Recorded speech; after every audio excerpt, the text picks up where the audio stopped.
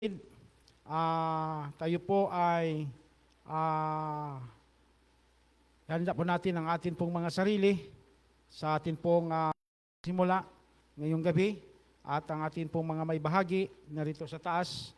Tayo po ay paglilingkuran at pinaglilingkuran ng atin pong mga kapatid, si Sister Crespa Mascardo, atin pong chorister, at yung nasa ating monitoring screen, si Brother GR, si Brother Alvin, at atin pong nagbukas ng atin pong panalangin ay ang atin pong kapasigasig na kapatid, Brother Dudes Vallejos. At mga kapatid, magkaroon po tayo ng special song. Sino po? Ang magbibigay ng ating special song ay ang atin pong mga kabataan. Okay? So, kasunod po nito, ang atin pong message na ibibigay sa atin ng atin pong district pastor, Pastor Jose Modio. At welcome din ng kanya pong may bahay, si Ma'am Jane, at kasama ng kanyang kasama at kanyang anak sa atin pong pagsamba. No? So ito po ang ating pagkakasunod-sunod, inyo pong presider, lingkod, Brother Ronnie Aranes.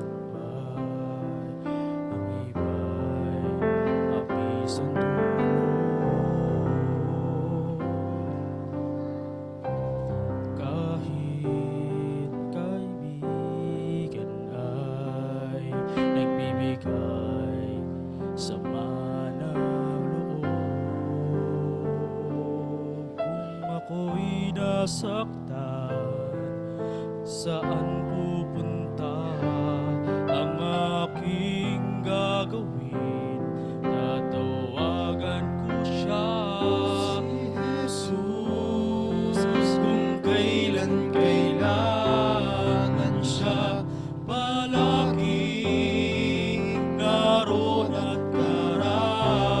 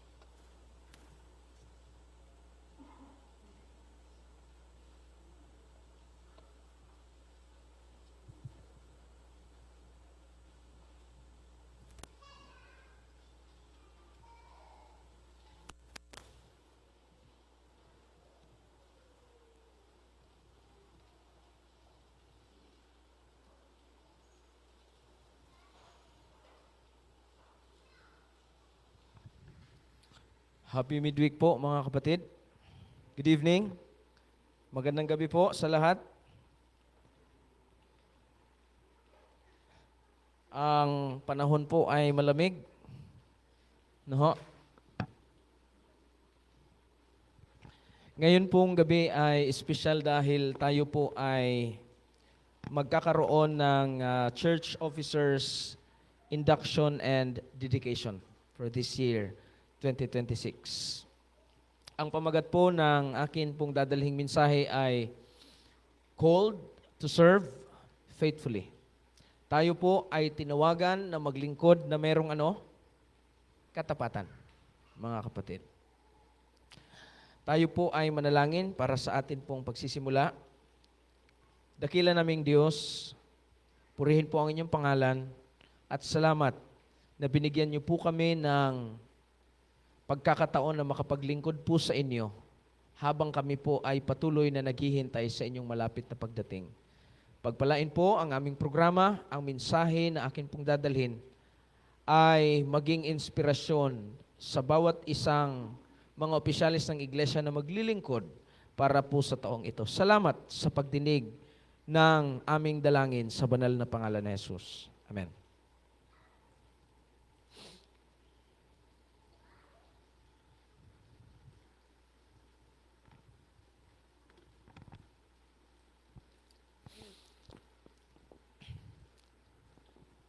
Yan.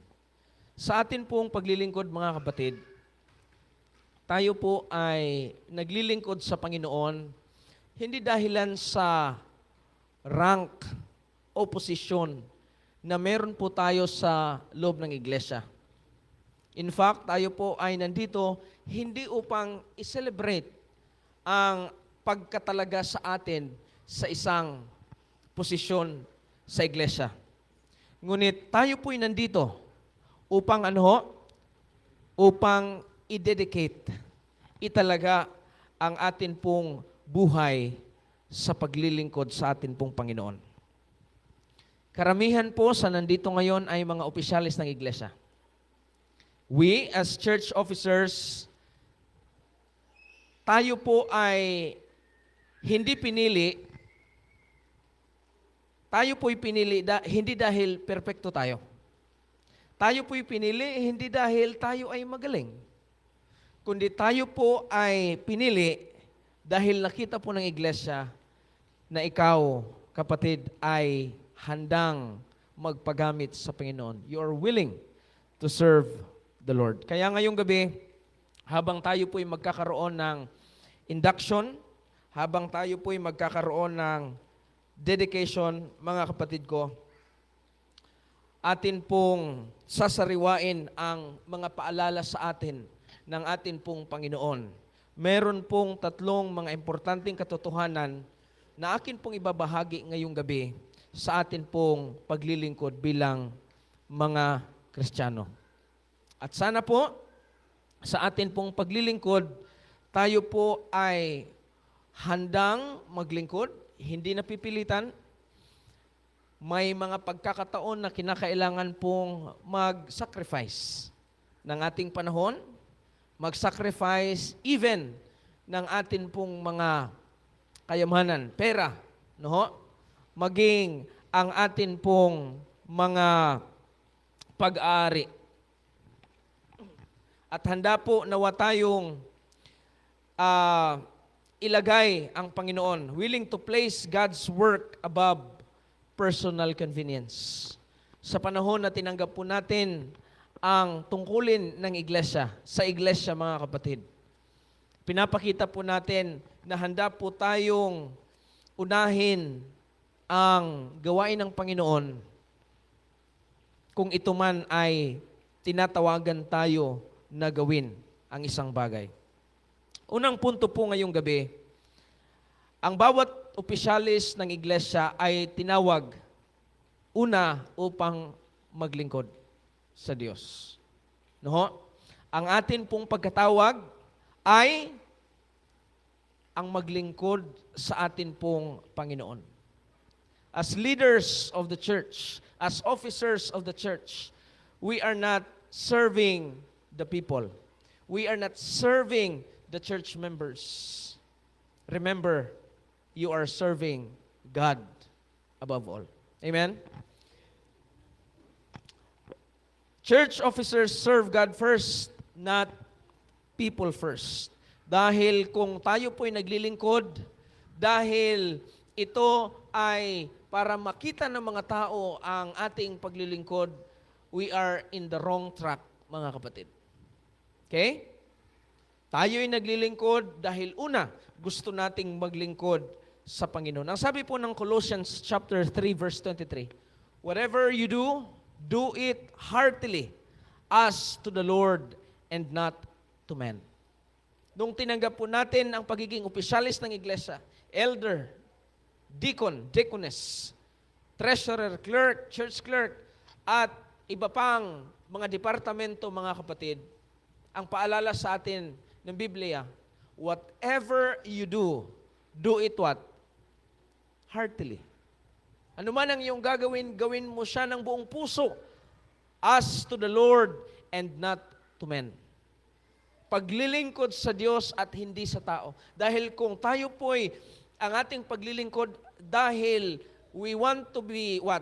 Gusto nating magpa-impress, mga kapatid, kung tayo po'y makakarinig ng mga salita laban po sa atin, hinggil sa ating paglilingkod, mga kapatid, maaring tayo po ay manghihina. But remember, we are doing this for the Lord. Ito pa, church officers work with people, but their accountability is to who? To God. Tayo po'y naglilingkod, okay? We are officers, work with people.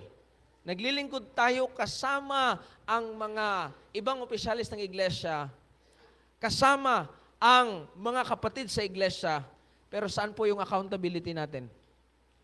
Sa Diyos. If you are elected as elder, as deacon, deaconess, anumang tungkulin meron ka sa iglesia, kung hindi mo gagampanan ang iyong tungkulin, you're not accountable to your pastor. You're not accountable to your elder, but you are accountable to God. Amen? Amen? Kasi kung accountable lamang tayo sa tao, po pwede nating hindi gawin ang isang bagay. But the truth is, we are accountable to God, mga kapatid. And so we are called to work, to serve faithfully, mga kapatid ko. Minsan, sa ating pagiging opisyalis ng iglesia, may mga ginagawa tayo na kung minsan hindi na-appreciate ng iba. Minsan hindi nila nakikita na tayo pala yung nagdilig ng halaman. Pero walang magdidilig kasi maulan eh. Hindi, wala nang magdidilig. Hindi nila nakikita na tayo pala yung nagwalis dyan sa gilid. Hindi nila nakikita na tayo pala ang ang ginamit ng Panginoon na instrumento upang ang programa ay naging successful. Minsan hindi nakikita ng kapwa natin opisyalis o ng iglesia, mga kapatid. Sometimes service is appreciated. Sometimes it is unnoticed. Sometimes it is misunderstood. Minsan tayo po ay nami-misunderstood sa atin pong paglilingkod. Ngunit, nais ko pong sabihin sa inyo, faithful service is never wasted when it is done for the Lord. Amen? Kahit walang nakakakita sa iyo, kahit hindi ka na-recognize, but you are serving, you are working faithfully, my dear brothers and sisters, church officers, your service is never wasted if it is done for the Lord. Pero kung tayo po'y naglilingkod, para makita ng iba na tayo po'y naglilingkod, we are not doing it for the Lord. Kaya, pagka hindi tayo na-recognize, hindi ko nagagawin ito, hindi naman ako na-recognize. Ang credit hindi naman sa akin. Mga kapatid, we are in the wrong track. Remember, my dear officers, ngayong gabi, tayo po'y i-induct, i-dedicate Hindi dahil ang amo natin o ang pinaglilingkuran natin ay meron tayong pinaglilingkuran na tao. But your true master is who? Jesus Christ. Alam po ninyo, it is an opportunity. It is a privilege to be of service. Maraming mga sa panahon ng, siguro hindi dito, no, wala dito sa Rampano, pero maraming mga iglesia na sa panahon ng eleksyon, maraming nag-aagawan ng posisyon, pero meron ding iglesia na pag binigyan ng kapatid, ayaw tanggapin. Ang sasabihin, busy. Ang sasabihin, marami akong ginagawa, marami. Mga kapatid, don't you know that serving the Lord is a privilege? It's a privilege, mga kapatid. Biruin mo, yung master mo, yung amo mo si Jesus Christ, and then you are working for Him while waiting for Him. Well, yung inyo pong paglilingkod ay volunteer. Hindi naman kayo nakakatanggap ng honorarium. Hindi naman kayo nakakatanggap ng sahod. But working for the Lord, you're investing in heaven. Amen? Praise the Lord. At kung ang ating paglilingkod ay atin pong ginagawa para sa Kanya, kahit po yung maliliit na bagay na atin pong inaambag sa gawain ng Panginoon, ito po ay nagiging banal sa harapan Niya. Amen? Kahit ang iyong tungkulin lang ay taga-bukas ng church every Sabbath, kahit ang iyong tungkulin ay nagigreet sa mga kapatid na pumapasok, if you are doing it for the Lord, that small service, that small task becomes sacred in the eyes of God. Number 2, church officers are stewards, not owners. Ang mga opisyalis ng iglesia ay mga stewards, katiwala, hindi po mga may-ari. Okay? Bakit? Ang iglesia po ay hindi atin. Napunin niyo may mga elders, na elect na elders, na ang akala nila ang iglesia ay sa kanila. You see? Merong mga ida-download na mga program, mga activities. Ngunit dahil ang elder ay hindi niya sinusuportahan 'yon, ang sasabihin niya, hanggat ako ang elder, hindi ko susuportahan 'yan. Hanggat ako ang elder, hindi mangyayari 'yan. Mga kapatid, the church is not yours. Well, of course, kung ang isang bagay ay makakasira sa gawain ng Panginoon, then you stand for what is right. Ngunit kung ito ay para sa paglago ng mga kapatid, para sa paglago ng iglesia, do not use your position as an elder or as anumang position para hadlangan ang gawain ng Panginoon. Mga kapatid, because the church does not belong to you.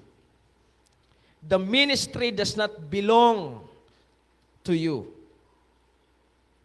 And the position does not belong to you. Yan, may mga pagkakataon na ngayon, ikaw ang nasa posisyon na yan. Pero sa susunod na taon, hindi na ikaw. Now, kung aangkinin mo ang posisyon na yan na sa'yo, pagka hindi ka na na-elect, magtatampo ka na. Sasakit ng iyong o hindi ka na dadalo. Why? Because what? Naangkin mo ang posisyon na iyo. But the position does not belong to us. Everything what? Everything belongs to who? To God Himself. Mga kapatid. At ang isang katiwala ay pinagkalooban lamang, inintrust sa kanya ang isang responsibilidad. Okay? A steward is someone entrusted with responsibility that belongs to another. Ang gawain ay sa Panginoon. Ang iglesia ay sa Panginoon. Tayo ay ginagawa lamang kasangkapan. Katiwala tayo sa gawain ng Panginoon. We manage. Who directs? Sinong nagda-direct? God directs. We manage. Ina-manage na natin. May mga programa sa iglesia. Right? We manage. Pero pinapanalangin natin sa Panginoon, Lord, please guide us. Direct us, dear Lord. Tulungan mo kami, Panginoon. Ang iglesia namin ay ganito na. But Lord, please, kayo po ang mag-direct sa amin. Tayo'y nagpaplano. Kaya ang church, kinakailangan magkaroon ng plan, spiritual plan. Kasi kung pabara-bara tayo, wala tayong spiritual plan. Kung ano lang yung gusto natin gawin, pupunta tayo sa ganito. Itong gagawin natin. We are not planning, mga kapatid. You are planning to fail if you don't plan. We plan, but it is God who leads us. Amen? We serve, but God receives the glory. Kapag tayo po'y naglilingkod, ang kapurihan ay hindi sa atin, kundi sa Panginoon. Right? It is God, mga kapatid. Meron may mga na-achieve man ang church, mga kapatid. It is not because of you. It is not because of you, but it is because of God, mga kapatid. Church officers are called to be faithful stewards. Tayo po'y mga katiwala sa ating time. Okay? Panahon. Yung time na ibinigay sa atin ng Panginoon, 24 hours sa isang araw. Ilang oras po dyan ang ibinigay natin sa paglilingkod sa Panginoon. Ilang oras tayo nagkakaroon ng personal devotion natin. Ilang oras tayo nananalangin. Ilang minuto, mga kapatid. Sa isang araw, meron ba tayong nabahagian ng salita ng Panginoon o ng kabutihan ng Panginoon? Mga kapatid, we are stewards of time. Tayo po'y pinagpapala ng Panginoon sa ating pagninegosyo, sa ating paghahanap buhay, resources. Hindi yan sa atin, mga kapatid. Pinagkaloob lamang yan ng Panginoon. Pinagkatiwala ng Panginoon. Influence at trust, mga kapatid. Sabi sa 1 Corinthians chapter 4 verse 2, it is required in stewards that one be found what? Faithful. Bilang isang katiwala, ang hinihiling lang ng Panginoon sa atin ay maging Maging tapat, mga kapatid. Tapat na katiwala. Faithfulness matters more than popularity. Popular ka lang, kilala ka, dahil magaling ka, but you're not faithful. Faithfulness matters more than efficiency. Faithfulness matters more than recognition. Kahit hindi ka nare-recognize, you stay faithful. Number 3, church officers serve best when they serve together. Mga kapatid, bilang mga opisyalis ng iglesia, inaasahan ng Panginoon na tayo po ay magkaroon ng pagkakaisa. Kakita ba kayo ng opisyalis na siya lang mag-isa? Siyang elder, siyang diakono, siyang treasurer, siyang Wala. No officer serves alone. No ministry stands by itself, mga kapatid. Kaya ang church po natin, meron tayong tinatawag na collaboration. Hindi kanya-kanya po yung ating mga programa. Nakikipag-collaborate tayo. Si AY leader nakikipag-collaborate sa Sabbath School, nakikipag-collaborate. Kaya hindi po nagkakasalungat yung panahon natin ng ating mga programa. Why? We are in collaboration with each other, mga kapatid. No department succeeds in isolation, mga kapatid. Kung mayroong programa ang children's department, mag-a-assist ang women's ministry, mag-a-assist ang youth, young people. Collaboration, mga kapatid. Tigit sa lahat, the church moves forward when officers work together in what? Tingnan po ninyo.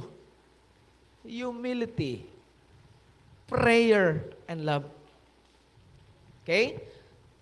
Susulong ang gawain ng Panginoon kung ang mga opisyalis ng iglesia ay mayroong pagpapakumbaba, mapanalanginin, at meron pong pagmamahal, mga kapatid ko.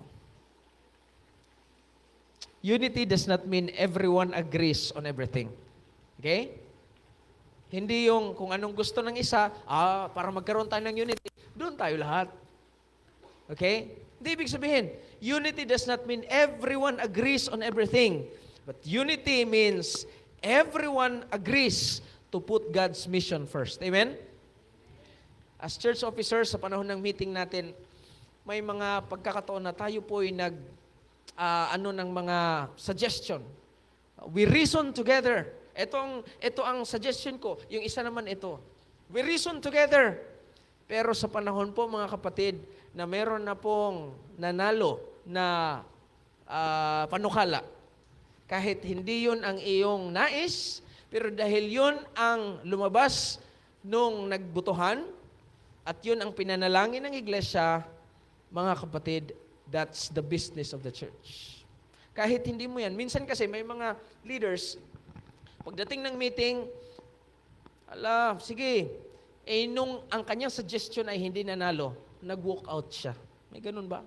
Nung hindi nanalo yung kanyang sinuggest, sasabihin niya, kayo ang gagawa niyan kasi hindi naman yan ang hindi naman yan ang sinuportahan kong panukala. Ito nga yung gusto ko eh.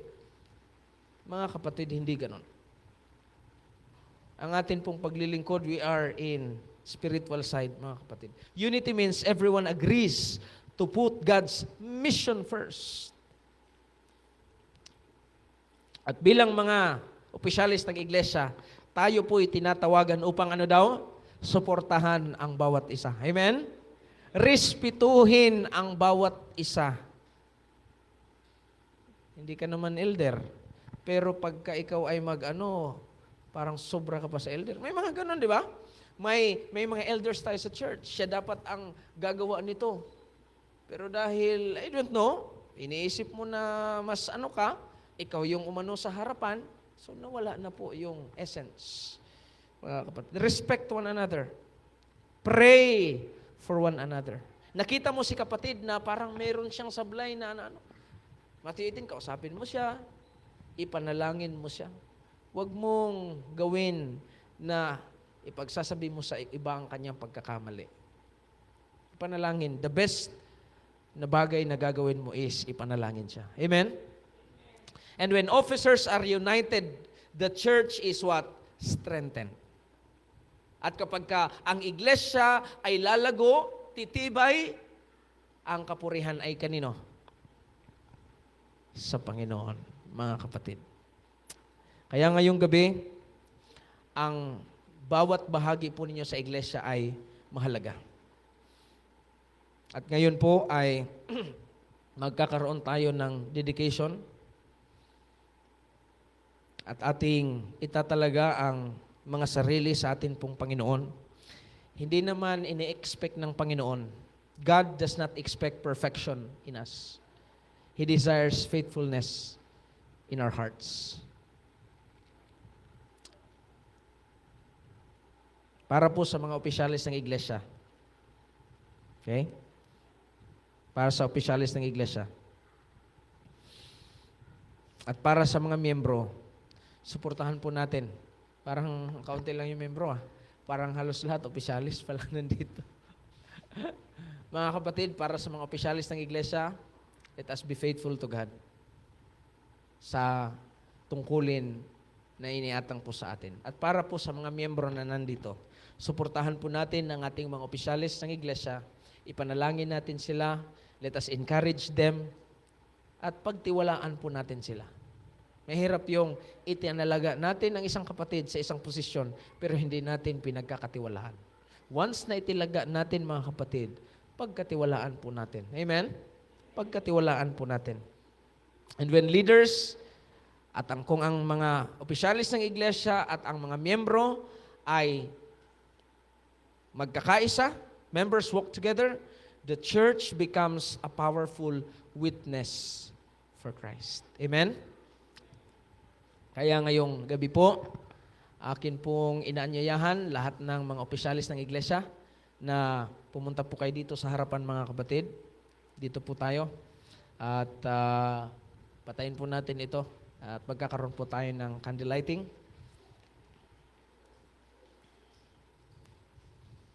Okay?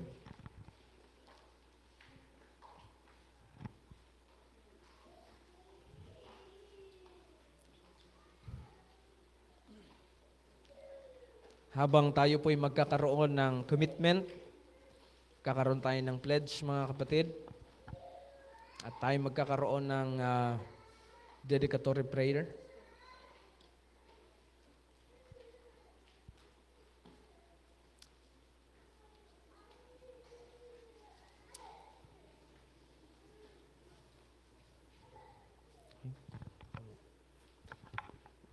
Patayin natin yung ilaw. Pwede ba itong patayin to?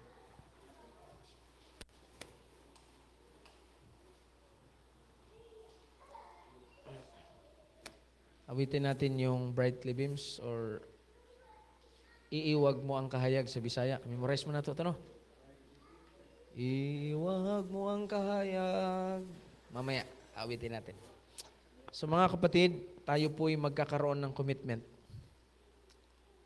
Sa atin pong mga opisyalis ng iglesia, ito po yung commitment question po sa inyo na inyo pong sasagutin din. Nandyan din po. Will you commit yourselves to live a Christ-centered life, to serve faithfully and prayerfully, to uphold the teachings of the Holy Scriptures, and to support the mission of the Seventh-day Adventist Church? Mga kapatid, kayo po ba ay magtatalaga sa inyong mga sarili na mamuhay na sentro ang Panginoon, maglilingkod na mayroong katapatan at pananalangin at panghahawakan ang katuruan ng banal na kasulatan at suportahan ang misyon ng ating iglesia, Seventh-day Adventist Church? Sabay-sabay po nating ninyong i-recite po ito, mga kapatid. By the grace of God, ready, start. By the grace of God, I accept the responsibility As an officer of of the church. I commit myself to serve faithfully, to uphold the teachings of the Holy Scriptures, and to support the mission and ministry of the Seventh-day Adventist Church. I promise to serve with humility, integrity, and love, to work in unity with my fellow officers, and to seek God's guidance in all that I do. I dedicate my life, my time, and my abilities to the service of God and His church. Trusting in His strength and grace, this is my commitment by the help of God. Tayo po ay magkakaroon ng candle lighting. Elder?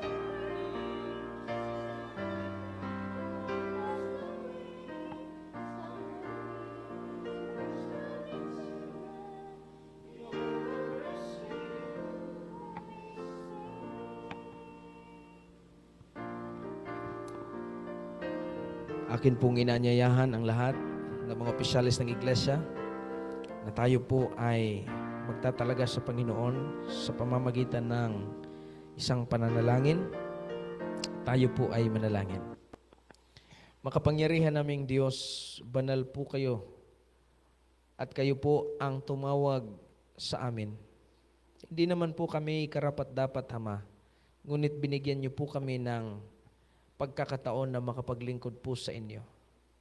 Salamat, Panginoon, na sa dami-rami po ng mga kaanib ng iglesia, sa iglesia pong ito, isa po kami sa napili ninyo na maglilingkod sa taong ito. Panginoon, kuminsan ang pagiging opisyalis ng iglesia ay tila baga hindi na malalim ang pagtingin o mabigat ang pagtingin ng mga miyembro sa iglesia. Kaya, Panginoon, ngayong gabi, nawa ang mga opisyalis na nandito ngayon, mula sa mga matatanda sa iglesia, mga diakono, diakonisa, mga head ng departments, treasurer, ang church clerk, sana, Panginoon, sila po'y magtatalaga sa inyo, sila po'y gagampanan nila ang kanilang tungkulin na meron pong katapatan upang maluwalhati po ang inyong pangalan, maitaas ang amin pong Panginoon Jesus at hindi po ang amin pong mga kakayanan at galing. Kaya ngayong gabi, dakilang Diyos, akin pong itinataas ang aking kamay, hinihiling ang dobleng takal ng banal na Espiritu na siya pong ibuhos ninyo sa mga kapatid na maglilingkod upang ang inyo pong iglesia ay lalago at ang gawain ay lalakas at marami po ang mahihikayat maghintay sa inyo upang magkaroon ng buhay na walang hanggan. Panginoon, pagpalain niyo po silang kanilang pangangailangan sa araw-araw, igawad po ninyo. Nasa kanilang paglilingkod, magkaroon po sila ng kasiyahan. Nasa kanilang paglilingkod, magkaroon po sila ng fulfillment na sila po ay naglilingkod sa King of Kings, Lord of Lords, Prince of Peace, ng aming Panginoon Jesus.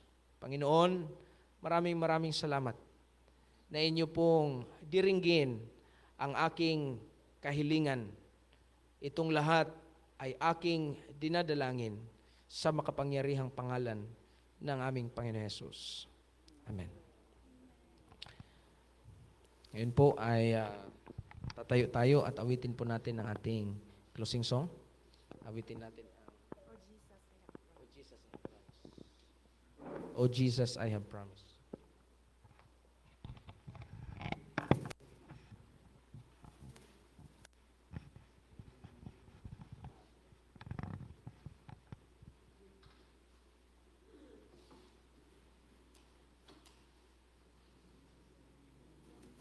Patayin na to, Pas.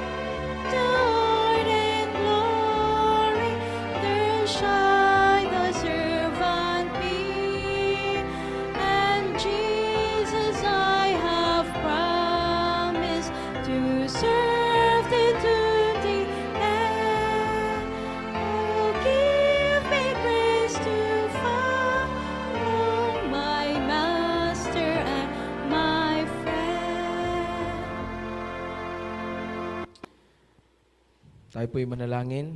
O bayan ng Diyos, naway ang pag-ibig ng Diyos Ama na nasa langit, ang biyaya ng Panginoon Yesus, at ang patuloy na pakikisama ng Banal na Espiritu ang siyang ating makasama habang tayo ay naglilingkod sa atin pong Panginoon at naghihintay sa Kanyang pagdating.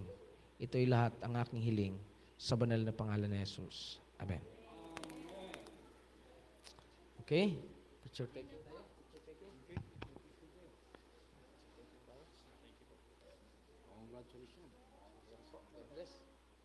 Picture taking tayo. Saan kami banda din?